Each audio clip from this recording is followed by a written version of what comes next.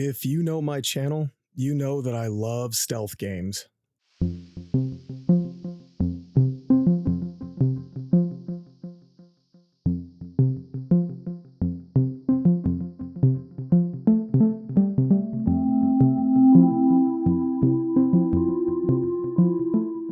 If I think of my favorite games on a whim, most of them are stealth. Off the top of my head, Metal Gear Solid 2, Hitman Blood Money, Splinter Cell Pandora Tomorrow, and Thief 2 spring to mind. I haven't reflected on why I take such comfort in hiding away in the safe shadows of my virtual world, but I can't afford therapy, so this is the best that I've got. Recently, I was at a retro store and saw this box, and the title caught my eye. I don't remember ever hearing of a game called Stolen before, and I used to read gaming magazines during that era every day. The back of the box promised sneaking, and the graphics looked pretty good in the screenshots. A stealth game I had never even heard of, with a female lead no less. I figured I'd try it. Then, during a stream, one of my subs told me about another PS2-era stealth game that, again, I had never heard of, called Rogue Ops. I looked it up and, sure enough, a game about a pretty lady doing a bit of sneaking around. And this is when my whiskers began to perk up, and I started to smell a video. Then, at that same retro store a while later, I happened upon the box for Velvet Assassin. I went home and looked it up on Steam, and sure enough, there it was, and the game was cheap. Now, I worked at GameStop during the time when Velvet Assassin released, and I remember seeing the box on the shelf all the time, but I never picked it up for one reason or another. I looked a bit more into it, and can you guess where this is going? Sure enough, a stealth game I had never played with another lovely woman doing a bit of clandestine activity, this time set during World War II.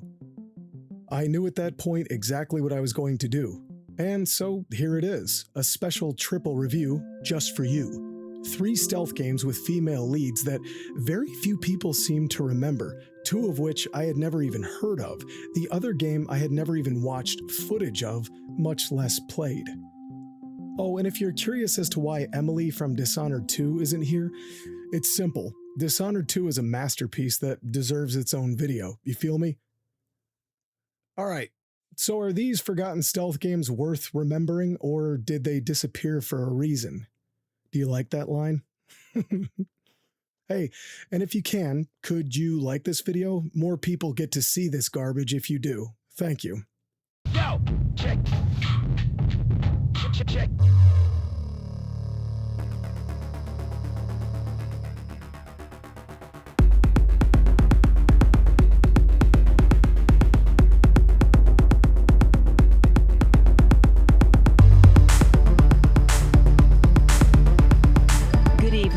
I'm Jacqueline Meadows. Tonight's top news story: the heat is rising in the run-up to the city's elections. Stolen is a 2005 stealth game developed by Blue 52, a studio that ended up shutting down but reforming in a sense as Curve Games, who went on to develop the Stealth Inc. games. They also published the somewhat forgotten, though it really shouldn't be forgotten, puzzle platform game Thomas Was Alone, and they're still around, which I'm delighted for. Though I can tell you, they probably didn't make their fortune from this game. From what I understand, Stolen was set to be a big flagship Sony title, but after some supposed poor business decisions, Sony pulled all funding and support, and the game was then picked up by publisher Hip Games. Stolen stars Anya, a master thief, aided by her all-in-one tech gadget and support guy, Louis Palmer. There's a political race on, and the very obvious bad guy, Killian with a K, which is not proper Gaelic spelling, goddammit. Anyway, Killian, of course, plays a good guy on TV, but in secret, he has criminals on his payroll. He wants crime to go through the roof. You know, see what's happening under the other guy? Vote for me and no more crime. But his ultimate goal is to make ID cards mandatory for all citizens, to make controlling them easier. So wait, a politician is using surging crime rates to push a mandatory Orwellian ID card? I'm sorry, did a budget PS2 game just predict the future?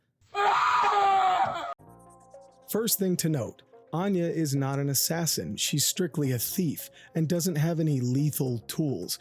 Evidently, hip games demanded Blue 52 include a gun in the game, which conflicted with their initial design. So to compromise, they gave Anya a gadget gun, kind of like Sam Fisher's SC-20K.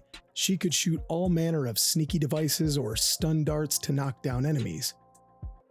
I have to say, for a budget PS2 game, the graphics are surprisingly good, weather effects are genuinely impressive, and the overall vibe of the game is phenomenal. It feels like what it is, an early 2000s Neo future world for us to play around in. Blue 52 clearly had some talented programmers and artists on their team. Anya can leap across ledges, crouch walk like Sam Fisher, and jump to hanging pipes a bit like Catwoman. Not you. You have primary and secondary objectives, which gave me thief vibes, always a good sign. Though, to be honest, I only ever completed secondary objectives incidentally, doing stuff like stealing certain objects or photographing schematics, etc. You have a visibility meter next to your minimap. Red, you're fully visible. Yellow, you're visible up close, and green or nothing, you're hidden. There's also sort of a sound meter that resembles the one in Manhunt, where you make ripples on the minimap. Speaking of which, you'll notice the map looks a fair bit like Metal Gear Solid, and there's nothing wrong with that. But, unlike Metal Gear, you'll need to earn the benefits. You can see an enemy's vision cone by tagging them with locator darts. Same goes for cameras. Frankly, I thought this was really cool at first, but after a while, I stopped using the darts, to be honest. It just became busy work. I really like how lightning actually makes you visible, which reminded me of that segment in Pandora Tomorrow, which had come out a year prior to this. There's a little mini game that lets you pickpocket guards, and the closer you get, the higher chance you have of succeeding. I really enjoyed this little game at first. It's simple but relatively engaging, you know.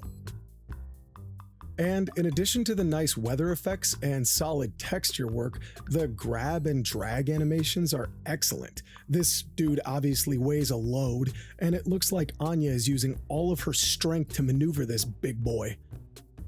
This game looks a lot like Deus Ex Invisible War. I'm pretty sure this is a proprietary engine, but it looks similar, you know what I mean? Like pseudo-normal mapping, or maybe it's the color palette? I don't know, it just reminds me of Invisible War. And some of the lighting and texture work is honestly impressive, especially for a PS2 game without major funding. Although most of the environments are fairly generic, levels like APEC HQ are well done. Extravagant statues in the hallways, classy pilasters with those subtle ionic capitals, not too gaudy, you know?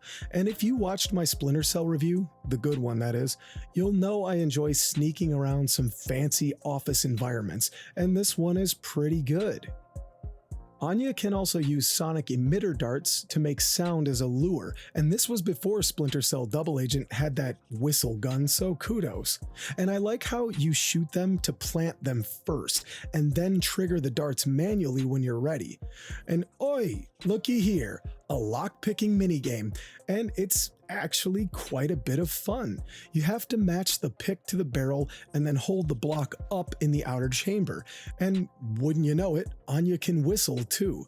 The inspirations are all over this game, to be sure, but it doesn't mean it's not appreciated. You get a tripwire gadget in Stolen. It fires an IR beam that will stun the guard, which is decent if you want to set up a perimeter so you can hack in peace. The sonar thing is kind of neat. You approach a doorway and simply scan, getting a nice view of the other side. It's a lot like looking through the keyhole in old Hitman games, but a lot more high-tech and cool. We also have night vision goggles. Now, it's probably because I booted this into an emulator, but there's this milky white glare over the vision throughout the game. I call it jizz vision. So I never really used the goggles, but honestly, if that didn't exist, I doubt I would have needed to anyway. Hacking is another minigame. Left stick scrolls the little map, you press the target, and then copy the sequence on the computer. Basically, Simon Says. There's also a little steel cutting minigame too. It reminds me of the spray painting game in the Warriors, just a lot slower and a lot more frustrating. Being a thief, Anya can also do a bit of safe cracking. It's terribly simple though. You just go in a direction, the controller vibrates, and then automatically locks on to the right number if you just keep going. So, look, I have to kind of rip the band-aid off. With the praise that I've heaped on, you may think this is a bit of a hidden gem. And I felt like that at first as well. It's why I structured the script like this. But playing Stolen feels like discovering what you thought was a diamond in the rough, only to find out after a while that it's just weathered glass that washed ashore. Kinda worthless. The game's biggest problem is that the enemy AI has the intelligence and self-preservation of a domesticated turkey. I mean, Jesus, dude. Fighting is piss easy. One button, no counters, no dodging, no wake-up attacks, nothing, Nathan, nada. Alright? You just tee off on these bags of milk until they crumble. And no, they don't die. They don't even stay out for very long. They'll be incapacitated for a few seconds, and then they wake up and tattle on you, begin the alert phase, and the alert phase goes on and on until they decide to move along. And the choke grab move is wildly unreliable. You can't just sneak up behind someone and grab them like in, every other video game in history. Nope, they have to take some damage first before you can grab them. So you'll be fighting them and go, oh, all right, let me run around you and then grab your neck. And it doesn't knock them out any longer than a straight blast to the jaw. It's so clunky and silly. It's a baffling design choice. And while the minigames are fairly interesting and kind of fun at first, you do them all about 500 times by the end. Laser cutting, hacking, safe cracking, lockpicking, over and over and over. Oh, and let's not forget the obscene amount of lasers in Stolen. When you get near an electromagnetic pulse, your controller will vibrate, so get used to that. Hey, so I can't be the only one that sat on my controllers as a young man, right? Anyone need to borrow a controller this weekend? Huh? Your dick's out. What? Anyway, the classic cat burglar laser stuff is kind of cute at first, but it goes way, way overboard. Hack a computer terminal to drop a laser field. Steal the big shiny thing. Of course, there had to be the classic Mission Impossible laser descent thing, and it's absolutely horrible. It's tough to see from the footage, but this is so clunky and awkward, and it's hard to see when you need to descend. It's so very bad, but thankfully you can just kind of gun it and it doesn't matter. More monkeying around with lasers. We getting pretty old now. Like, who manufactures all of this equipment? What's this building's laser budget? God damn. Well, it could be worse. It could be platforming. Oh yes. Instead of simply taking influence from Metal Gear and Splinter Cell, we have to get some Prince of Persia in here too. But this is very much not that. This is broke Prince of Persia, Prince of South Sudan and shit. Okay, it's not so bad. It's not like rage-inducing or whatever. It's just painfully mediocre. And this takes place in a sewer. Now, I know a certain content monkey who would appreciate that. The last boss fight is against this lady in red, basically your evil twin, Carmen Sandiego over here. You zap power transformers, and when the lights go out, you do the hacking minigame. Oh, come on, baby. Is that the best we could do? Man, oh man, what a wet fart of an ending.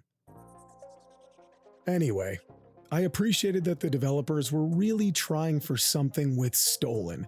It's not the worst game I've ever played, it's just not that good. And I empathize, I really do. To get signed on as a big Sony game during the hottest period of that generation, seeing games like Splinter Cell and Metal Gear selling really well, knowing that you could be next in line, only for the ties to be severed, left to scrounge up a playable game with what time and money you had left. And what's here is playable. There are times when the developer's vision really does shine. Some moments feel fairly inspired, and nothing made me rage or go berserk. The inspirations are obvious, but Blue 52 tried to do something unique with those systems when they could. But unless you're a hardcore stealth fan, like myself, I can't recommend it. One playthrough for the super curious, maybe? There's still a pretty big void where Thief once stood, and I would love for a new original game to come along and try to fill the crater. Not a game about brute force or disgusting violence, but something where you sneak through and simply try to swipe as much junk as you can while leaving no trace. Sadly, despite its potential, Stolen was not that game. As far as the soundtrack goes, I don't remember a single song. It doesn't make the music bad, I just don't remember any of it. Make of that what you will. The ending made me laugh though. Anya uploads a video that incriminates Killian with a K, and he loses the elections. The ending narration says that no one's any better off, nobody's worse off. So we hate the city, now we're back to the status quo as we hated it. Good job, I guess?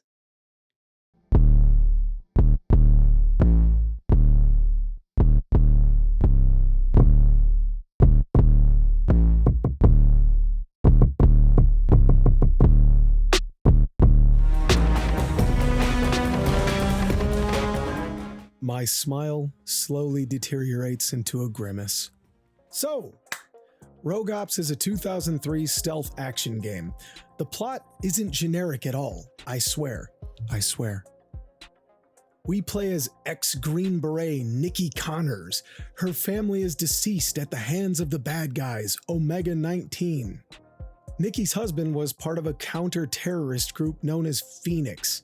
In the wake of her family's demise, Phoenix recruits Nikki. She trains with them before setting off on a globe-trotting adventure to fight Omega 19. And after 2 years of training, she still teacups her pistol and is apparently taught to aim for the balls. So this organization is just great. Alright, so when I said the story wasn't generic, I may have been joshing. You got me. What is that face? Alright, if you're a fan of the Splinter Cell. Jesus Christ. Oh God, I suck ass. Alright, if you're a fan of the first Splinter Cell, you can see the big influence here. I'm not saying plagiarism, but yeah, the inspiration isn't exactly subtle, is it? You're this elite former soft operator, now a part of a bigger, highly funded agency with a team of experts backing you up. And it has a lot of potential. I love team dynamics in games like Metal Gear and Splinter Cell, the various personality types that comprise your support squad with you at the center as the main tough guy or girl or whatever. The team starts as the classic fun bunch, with the stern leader, the tech geek, the weapons guy that's excited to show you the toys, yada yada yada. But along the way, you realize that just about everyone on your support staff is really quite cruel. I guess, and this is a stretch, you could argue that they wanted to go against the expected dynamic where Nikki is sort of the little sister of the group, everyone is protective of her and so forth. Maybe one of the guys has a crush on her, a gender-swapped Naomi Hunter, whatever. But there's a fine line between that and carrying out tasks for a group of ruthless killers masquerading as the good guys. The developers clearly wanted to mimic Foxhound, or Third Echelon, but see, while Lambert, Grimsdaughter, and Junior Wilkes are professionals and want to succeed, they're also fun characters that were somewhat playful with Sam Fisher while he was in the field doing dangerous and difficult work. The writing and acting endeared those characters to a few generations of fans. The guys in Phoenix, on the other hand, constantly yell at Nikki and make threats against her. Look at this clip. So you just defeated some big bad guy, and instead of saying, "Hey, good job, Nikki," you get this. Answer me. Is the target eliminated? Yes. Good. And what if I'd said no, Peter? Well, then you'd have stayed down there until the job was done. However long it took. Whoa, dude. All right then. And during your intro training course, you're tasked with straight up murking this guy. He's an employee of Phoenix, not an enemy, and she asks if it was necessary to legitimately kill this man.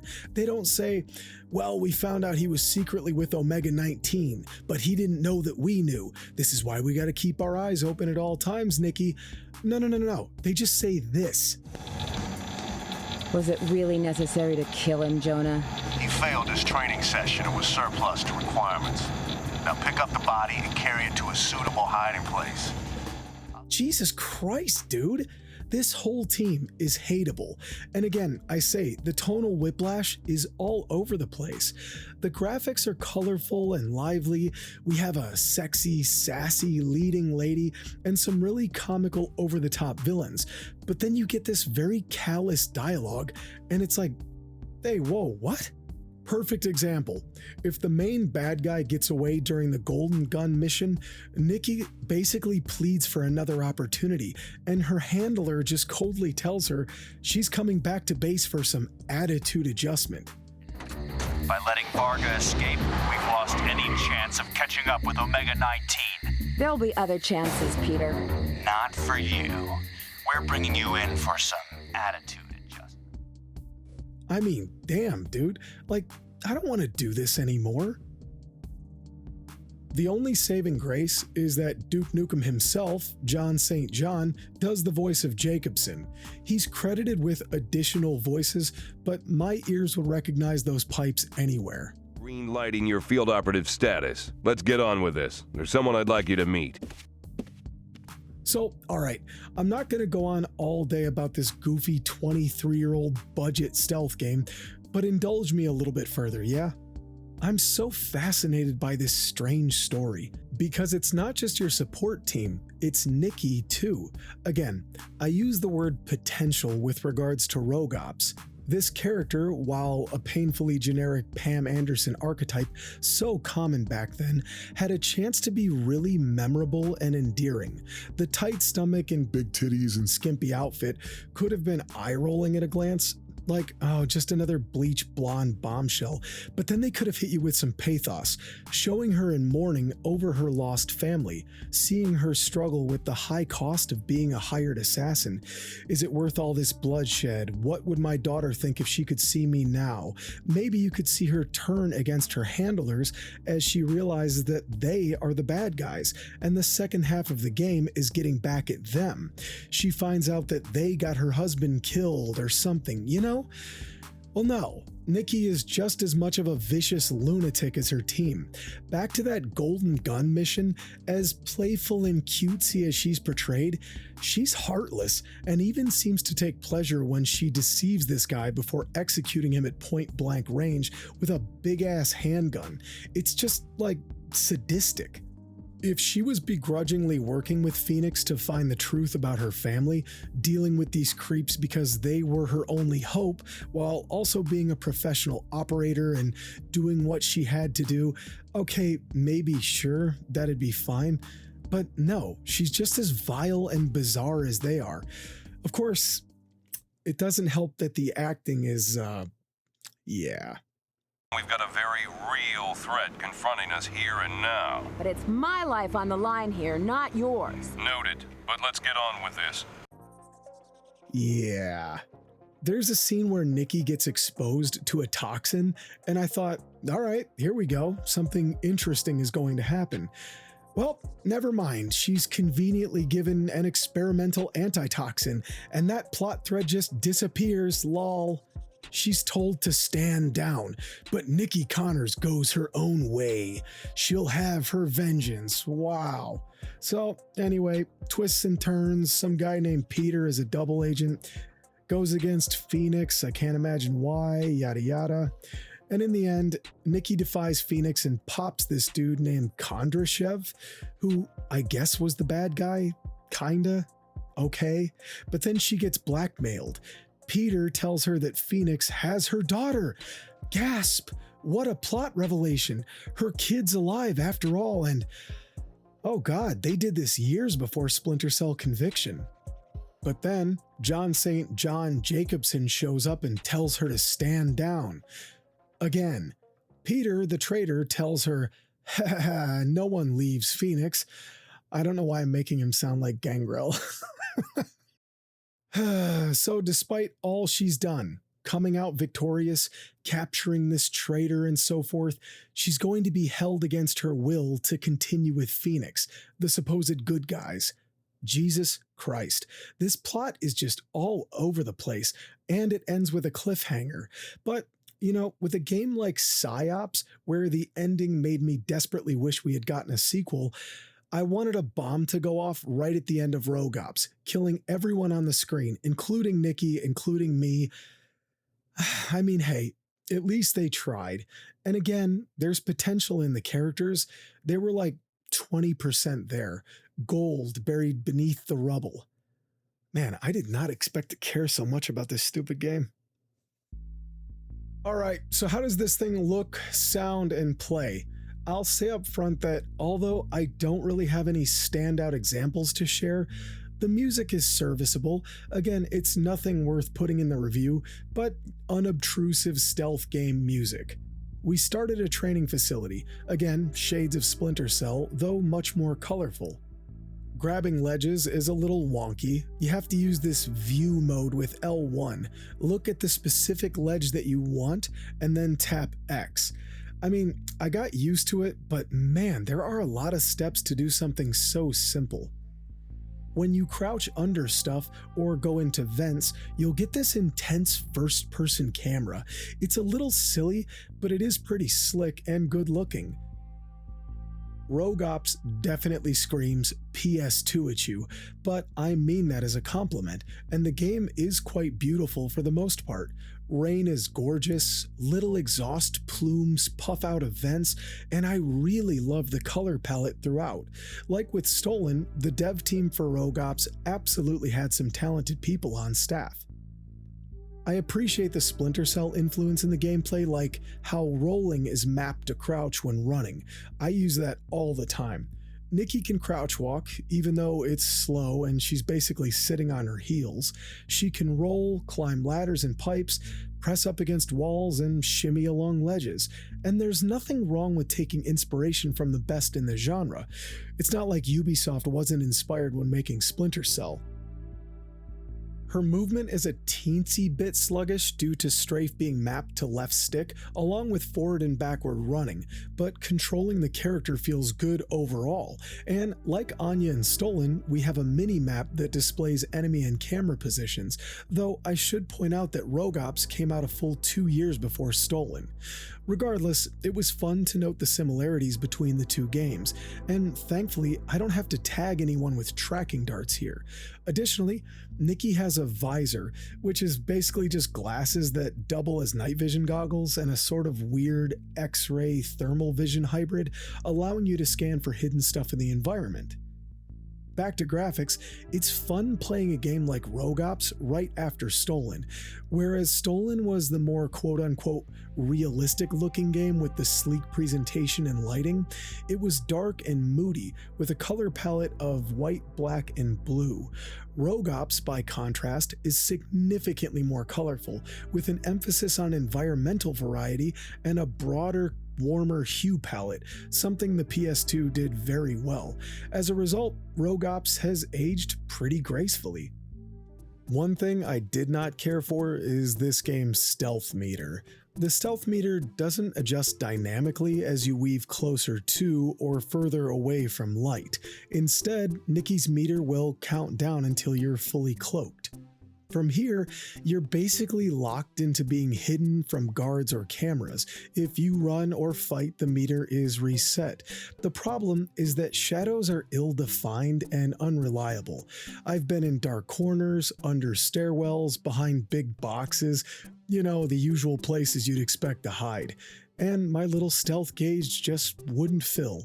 So, unfortunately, this stealth game more often than not devolves into popping everyone and moving on.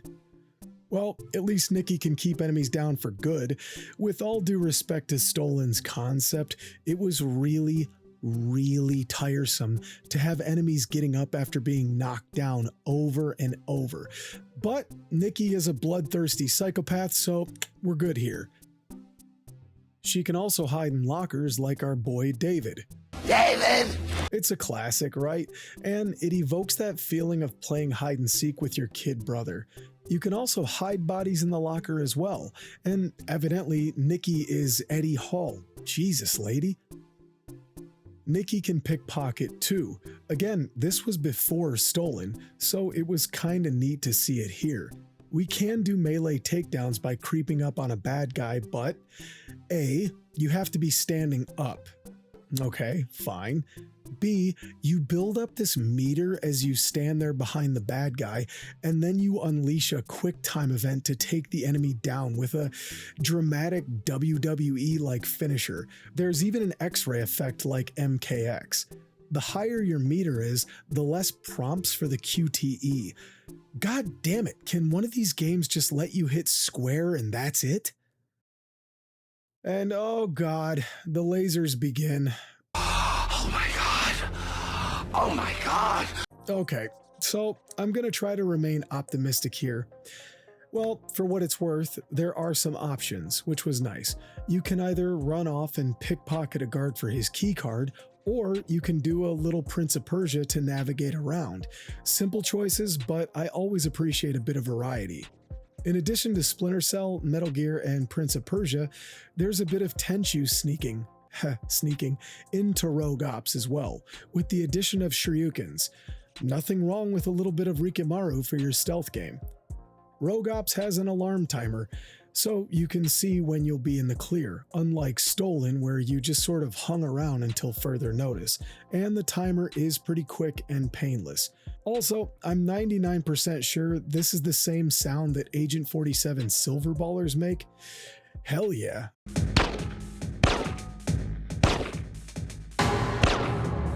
Boss fights are pretty lame. You fight this cheesy South African dude, Van Cleef, not Lee. He has the high ground, a health bar, etc. Just hit him more times than he hits you with bullets. Is that the original PS3 font? It's close enough, my beloved PS3. Anyway, like theater levels, I do love a good museum stage in games, and this one is decent. Oh, and by the way, the game over screen is intense. You f***ing suck, dude. And again, there's a bit more of the gameplay freedom here. If you want a door code, for instance, you can stalk a guard and watch him punch in the numbers, or sneak up, swipe his keycard, and use it to get to the security office and pilfer the code from a filing cabinet in said room. Alright, decent. If only the rest of the game expanded on this, but, well, you'll see. But, you know, I gotta say something, and I want you to listen. Rogue Ops does one thing better than Splinter Cell. Yeah, Rogue Ops does the retinal scanner trick, okay? But instead of needing to abduct an officer and force his eye into a scanner, you use a little portable monocular to record an eyeball from a distance. It worked surprisingly well, and it keeps you at a nice, safe distance. And just as well, you can avoid doing the QTE RKO. Then there's the B drone. Yes, the B drone. It's a reconnaissance drone in the shape of a big blue metal bee. Nothing more subtle than that, so you use the drone to fly into tight little spaces. Boy, it's a good thing we had this on us. And who built these miniature vents? How would you do maintenance on them? Oh well, it's a neat little concept, if a bit absurd, and that's okay. There's also an interesting twist on Metal Gear's freeze the PAL key mechanic, except here, instead of shape memory alloy cards, you put Nikki in a freezer. I'm serious, you put Nikki in a freezer long enough to chill her body temperature. Again, I'm being serious by the way, so that she can then run off and trick the heat sensing security system. It's completely absurd, but it was humorous and a bit of fun. And I guess we have bullet time medicine now too?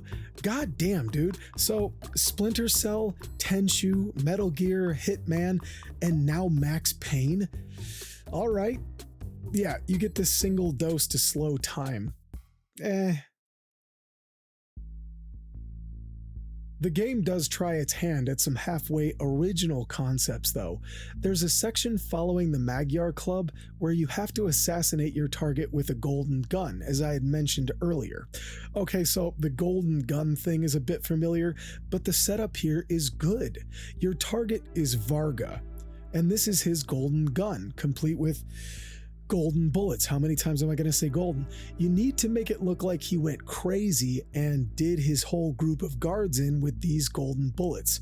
You only have 6 rounds, so you need to be careful and pick everyone off with headshots, keeping one last golden bullet for Varga, making it appear as though he popped himself. Conceptually, this is pretty brilliant, and it is a clever little puzzle to work through, but in practice, it's just another forced stealth segment. If you're spotted, Varga escapes instantly. No timer, no catch him before he leaves, just a cutscene and you're standing there holding your lad. And this segment actually sums up Rogue Ops really well. Decent ideas and a heaping spoonful of potential, dragged down by some tedious minute-to-minute gameplay. Ultimately, this is a video game. I'm acutely aware of that, but that doesn't automatically excuse things like contrived level layouts and a lot of backtracking. There's a ton of find the code in a locker downstairs. The code gets you into a room that gives you a key card, which then lets you go back upstairs to unlock a door that lets you power down lasers at the start of the level, go all the way back and pass through. Look, I don't mean to whine, but I'd be lying if I said that the formula didn't get really old about halfway through. Rogue Ops started as really interesting and charming, but it lost a ton of steam halfway through. Completing the game became an obligation for a video instead of a passion. It's not horrible, it's not sloppy or lazy. With respect to the folks that worked on this, Rogue Ops is just kind of mid. The fight against Serena is brutally tedious. She runs back and forth, slowly, between maybe 3 locations and just shoots grenades at you. One well-timed grenade will take you out, but she can take 5 bullets to the yabos and nothing. And if you don't take her out quickly enough, bombs will explode and you start over.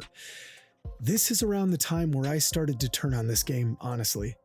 By the end, I was so tired of doing slow, laborious platforming in and around overly elaborate death trap security systems, needling about slivers of ledges, only to slip and fall or trip a machine gun turret.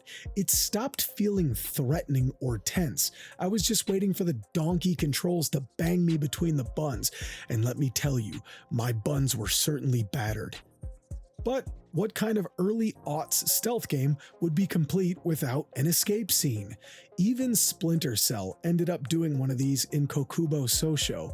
And to clarify, I do love a good jailbreak segment, but how does Nikki manage to break free? Hiding under the bed? A bottle of ketchup? A mysterious ninja friend? Nope, just hide in the corner and the brilliant guard will assume that you vanished. And before all 3 Rogue Ops fans go nuts, I know you can cling to the ceiling to hide. I know, but this worked. Now, is there a way to distract enemies? A rock to throw, an empty magazine to toss to the side? No, of course not. Wait until they aren't looking and run along. In the final level, you get this cloak, which is pretty cool, but it fades so quickly and you need batteries to keep it powered. So this big endgame power trip is fueled by a few Duracells. You'd think Deus Ex Human Revolution would have learned something. I digress. And near the end of this stealth game, we get ambushed and have access to a big Gatling gun. How sneaky. And the game crashes. Great. Oh, and it's when you pump this gun that the game crashes. I was able to recreate it multiple times. So you don't even really get to use this big gun for the ambush unless you do small little bursts and run off. I have to say, this ambush scene convinced me to never play Rogue Ops ever again, and it confirmed my fears that this game would eventually give up the stealthy ghost. Stealth gets almost completely tossed aside in the third act, and the game simply turns into a basic, boring, bland, third-person action game. Now, I suspect that this came down to a dwindling budget and time, but I can't be certain. Either way, the point stands. The finale is a tiresome, frustrating marathon of checkpoint reloads as you wade through the trial and error. Cloaked snipers, enemies waiting in ambushes, surprise rocketeers, because shooting a rocket indoors is sensible. Oh, and the team decided to throw in a few kamikaze enemies wearing S-vests. So that's fun. And right at the end, for whatever reason, and you cannot rationalize this, you get a slow, boring, box-pushing puzzle that comes straight from baby's first video game. We're trying to build momentum towards the climax, so let's just slow that way the f down. And suddenly a mech? What is going on in this game? So, yeah, you randomly fight some Gundam-looking thing. You know, at this point, why not? You have to run around destroying 6 junction boxes that will overload the robot's recharge stations, allowing you to finish him off. Yeah, finish him right off. Oh, and you think you're fighting a random mech is bizarre? The final boss is against a giant robot spider scorpion thing. Why is this? It kind of gave me Lost Planet vibes, which I like, but the weak points on this thing don't stand out at all. Like, I don't need huge glowing orange spots like Lost Planet, but something, anything. Your reticle will turn a slightly lighter shade, and you have to just fire away when you can. It took a lot of trial and error, but eventually I found that the 2 eyes, the tail when it opens, and this thing's belly are the spots.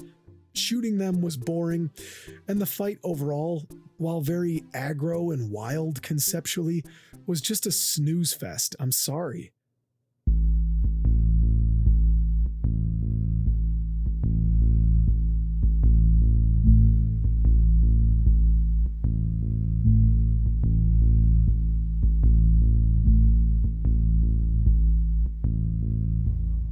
In my time researching these titles, they seem to have a very small, concentrated fan base, and I get it.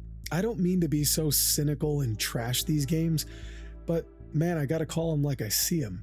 But again, I can completely understand how people could find value in these games, and I don't regret playing them necessarily.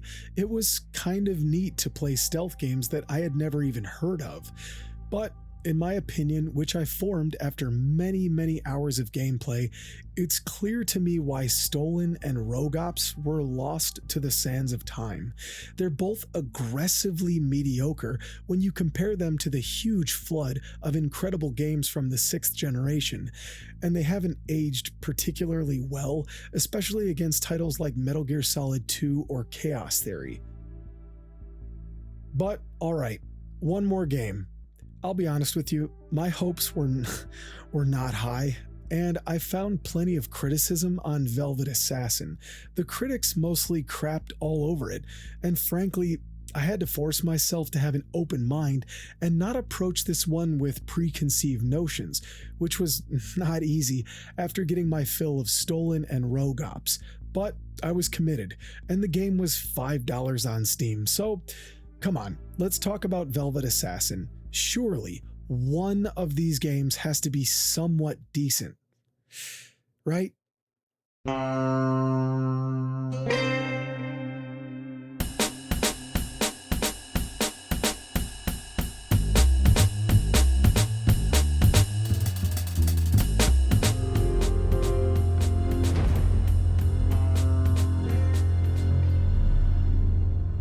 We play as Violet Summer, a British secret agent laid up in a hospital, reliving various missions from her career in flashback. Now, the cool thing about Velvet Assassin is that the protagonist was based off of a real lady, Violet Szabo, an actual special operations executive agent back in World War II. Look, the video is kind of running a bit long, so I won't give you an entire history lesson, but Violet Szabo was a bad lady in her day, a real-life femme fatale that apparently kicked all kinds of ass during World War II, until her eventual capture, which led to time in a concentration camp before finally being executed. A sad ending, but a very fascinating story. And although Violet Summer is fictional, the real Violet, with all due respect, was really quite a smoke show in her day, so it's not like the developers were exaggerating her looks for the teenage male demo. Now, does this make the actual video game better? No, but it did add something a little extra, and I appreciated giving a brave lady from history a bit of shine, even if it is all greatly exaggerated, of course. Though I hate to say it, for all of her exploits in life, the story in the game is pretty thin.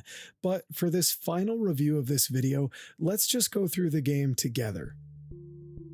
The first thing I noticed, motion blur. Ooh, and you can't disable it in the settings. You know, you really can't do much of anything in the settings outside of a scant few boot options. Ah, yes, so this was an Xbox 360 game first and a PC port second. It was the style at the time, I fear. Oh well. Violet has a purple outline around her model and her health silhouette to indicate that she's hidden.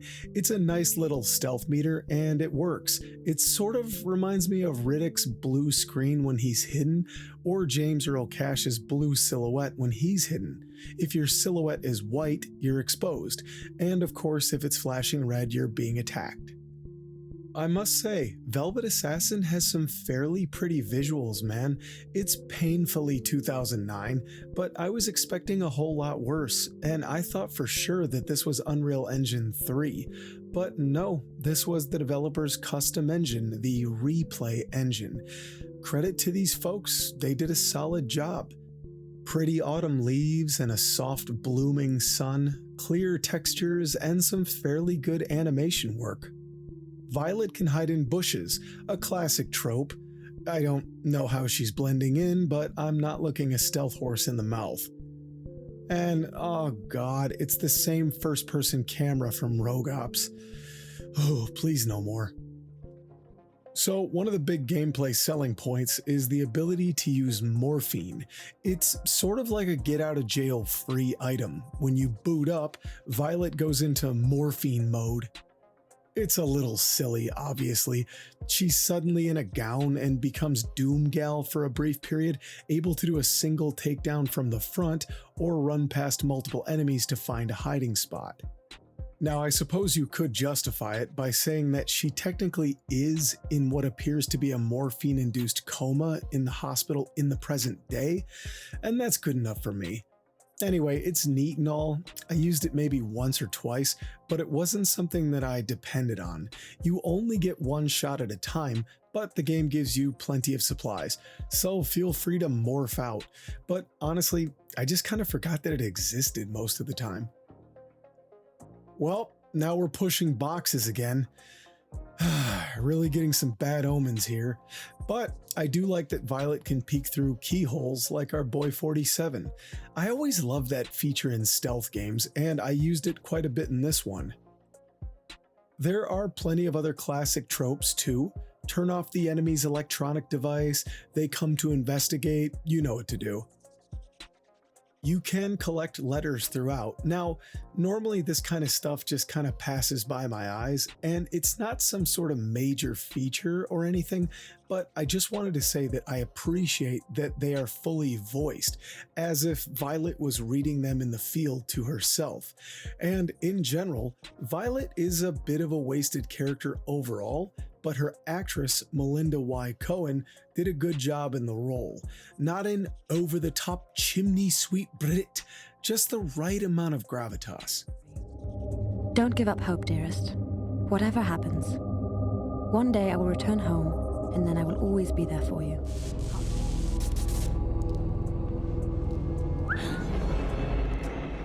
Just as she can peer through keyholes like 47, Violet can whistle like Sam Fisher.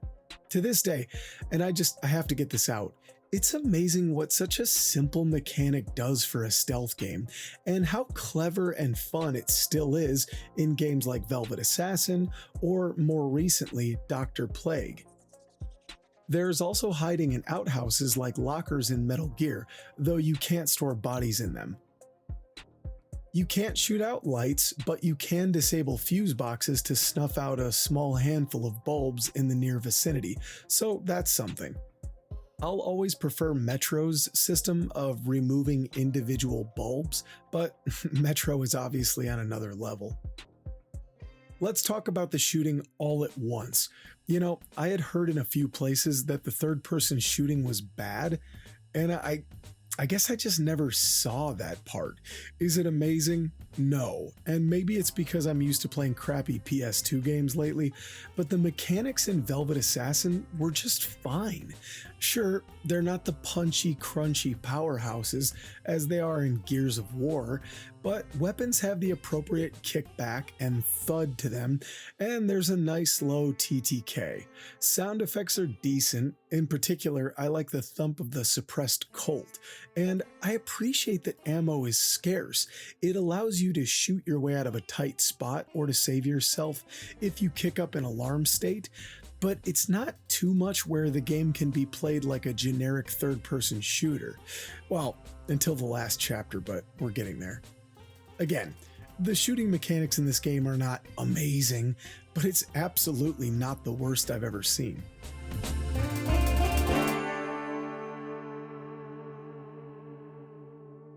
There's a gas mask pickup as well.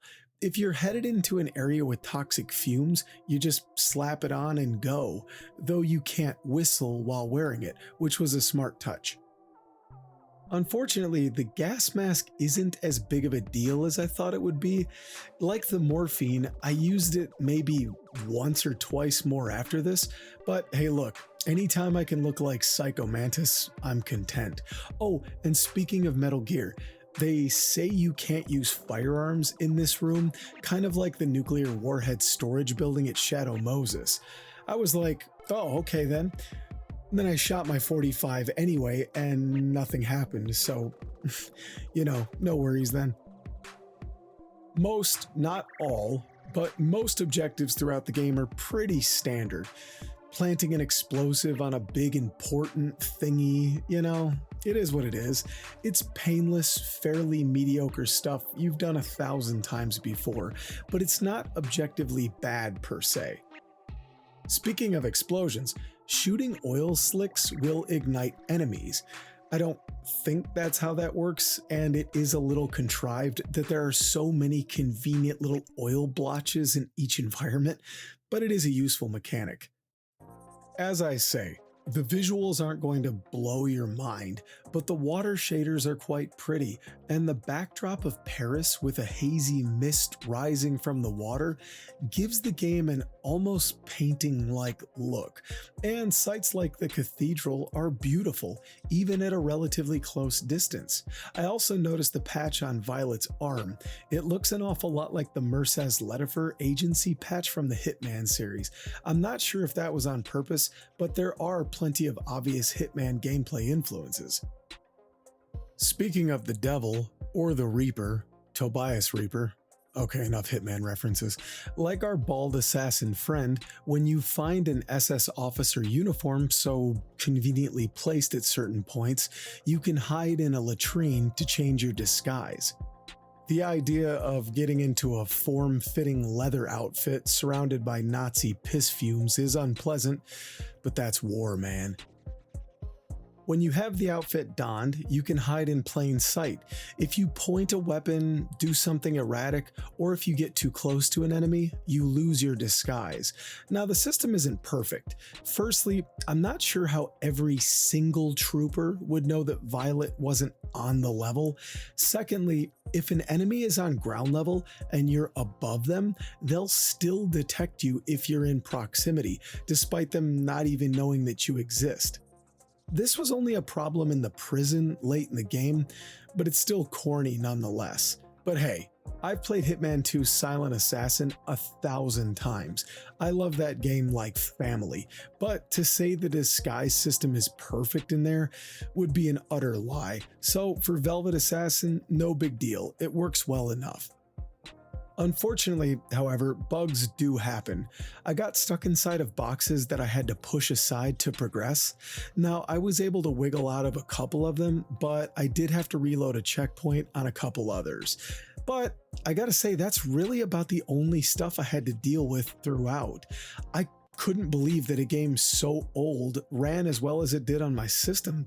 Now, I checked the PC Gaming Wiki ahead of time and I saw all sorts of issues that needed to be sorted out, but I'm thrilled to report that I was able to play the game just fine.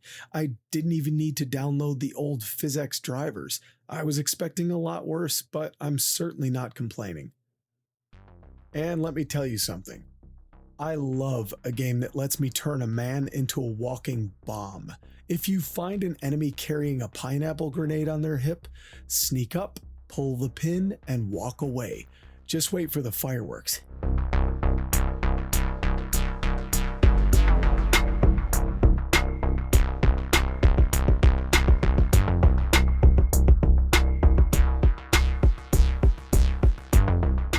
And like the convenient oil slicks, there's also a handful of mighty handy puddles of water with, for some reason, a wire dipped inside, just waiting for Violet to flip a switch of death. Again, very contrived, but fun all the same. And this game isn't some big open-ended stealth experience. It's a pretty linear area-to-area type of game. You load up, enemies go about their routes, and you work your way through them. But there's absolutely nothing wrong with that either. I love a good traditional, straightforward stealth game. If I wanted Hitman, I'd just go play Hitman. And alright, one more note about the visuals. Velvet Assassin has an excellent atmosphere. The fog on this nighttime harbor stage in Germany is thick and moody. It feels like a werewolf or Jack the Ripper would be prowling around or something. But nope, the chick with the incredible butt is the danger, and she really is. The executions are quite vicious, to the point where I kinda winced a few times, and I'm an old Manhunt stan from way back. Blades in the neck or piercing right through the ears, a knife up the taint, I'm not kidding. It's pretty grisly stuff, to be honest, but I mean, it should be. This game actually takes a pretty damn brutal look at World War II in general.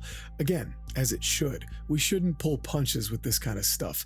There's this sort of weird collective censorship going on in media right now, on this platform especially, and it's bizarre. We shouldn't shy away from the realities of what happened in history. And this game in particular gets way more grim than I was expecting. In the sewers under Warsaw, you're not out to rescue your fellow British spies, but to make sure that they're not alive to compromise the mission. One of her fellow agents is found deceased, his skin mottled and red after he ingested his cyanide capsule. It's pretty dark, and the music in this level is fantastic, really eerie and unsettling. It's almost something you'd hear in a Silent Hill as you explored a building instead of the typical brass and snare drum arrangements in most WW2 games. With that said, moments like this aren't just good for low budget or decent or whatever. They're genuinely memorable and well executed and deserve praise, and it gets better. As any quality World War II game should do, there's a sniper versus sniper section. Now, sure, you could dodge them, but I'm packing a Gewehr. I'm making some fucking head juice.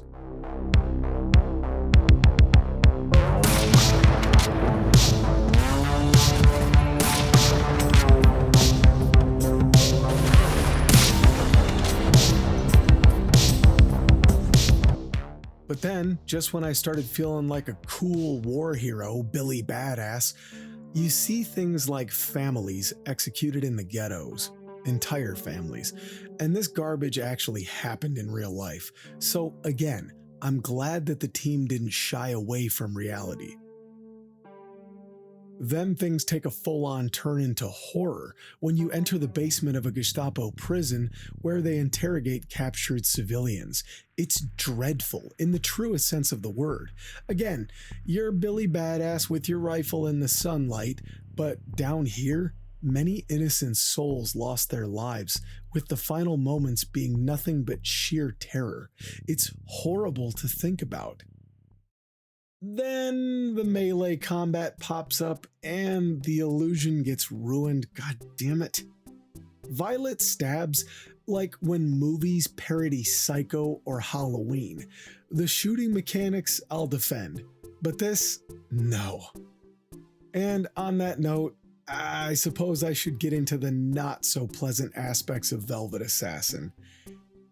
For all my praise of this game, the final act is pretty frustrating, I hate to say. Firstly, why doesn't Violet pick up weapons from fallen troops? She clearly has the skill to use them, so why not?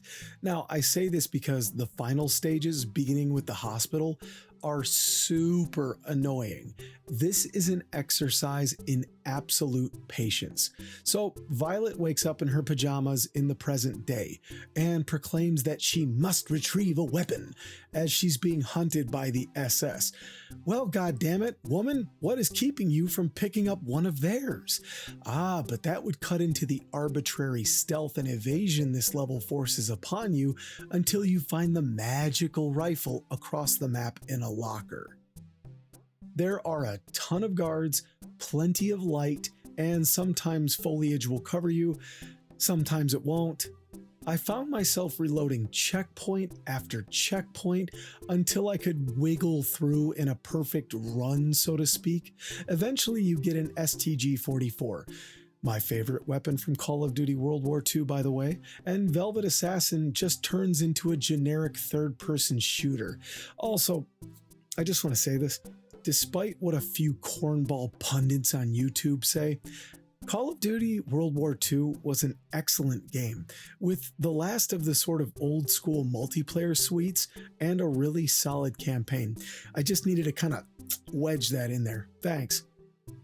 But despite you now having weaponry, the final stage in the village is just as tedious and finicky from a gameplay perspective. It's maddening, absolutely infuriating to get insta-gibbed by flame troopers. One single burst of flames, not, oh no, I'm on fire, I should seek health like in every other video game. Nope, zip. All your life is gone in a flash, start over. Now, it is cool to shoot the tanks on their back and they blow up and all that stuff, but if they even get remotely close to you, it's over instantly. Now, to its credit, the final level of this game is a proper final level. Violet is being pursued by the SS Sonderkommando Durlwanger, also known as the Durlwanger Brigade, the most brutal real-life Waffen-SS unit. This scene is truly horrific, as it recreates real atrocities committed by the unit, though for all my talk about censorship and everything, I am thankful that the game does leave out some of the nearly unspeakable stuff, like Durlwanger's assault on Polish kids. Both living and not.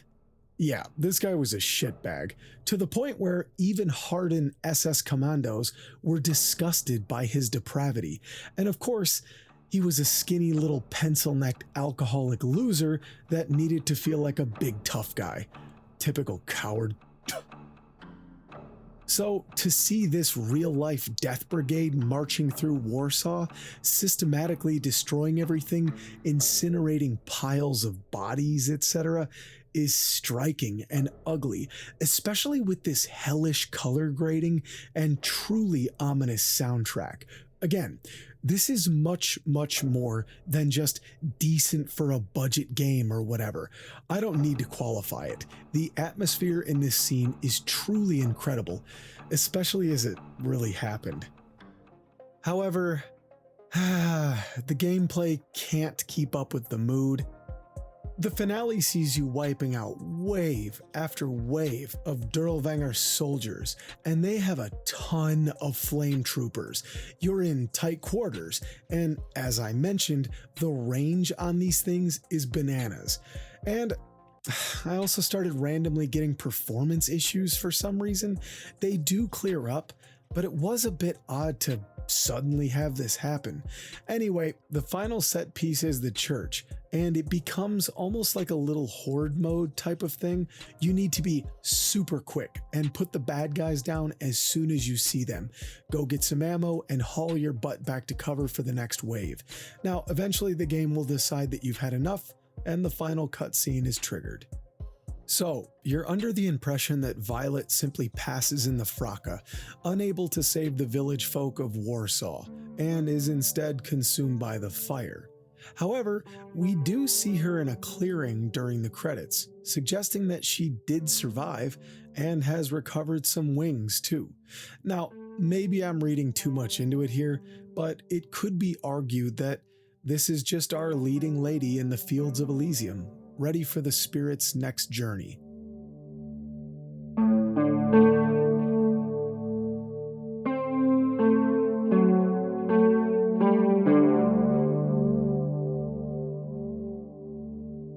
Or maybe I'm a pretentious douchebag.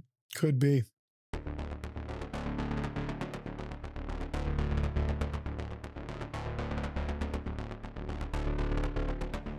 Man, this video was so much fun to make.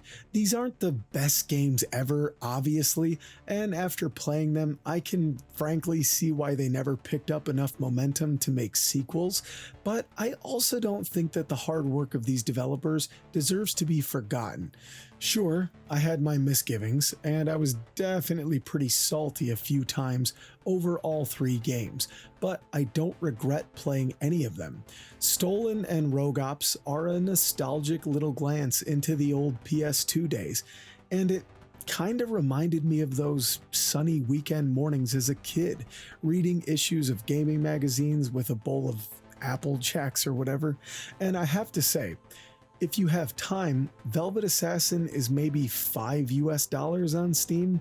It might take some workarounds depending on your rig, none of which are difficult, but man, I would absolutely recommend it for the price. Now, $60 when it came out? I don't know about that, but it was absolutely a little hidden gem and much, much better than I thought it would be.